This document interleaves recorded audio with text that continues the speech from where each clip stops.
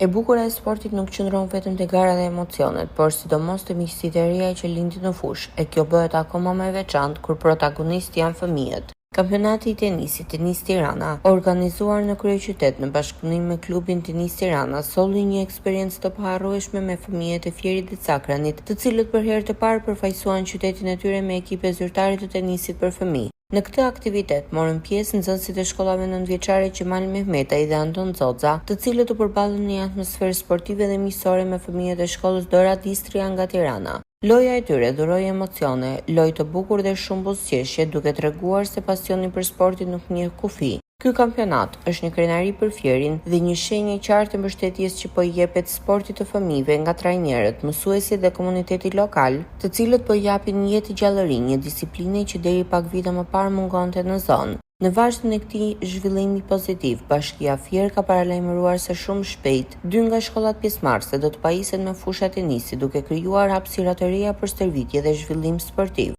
Ky projekt synon të shtrirë në të gjitha shkollat e Bashkisë Fier, duke i dhënë mundësi çdo fëmije të praktikojë tenis në mënyrë të strukturuar, të zhvillojë talentin e tij dhe të ëndërrojë për një të ardhme aktive në sportin shqiptar.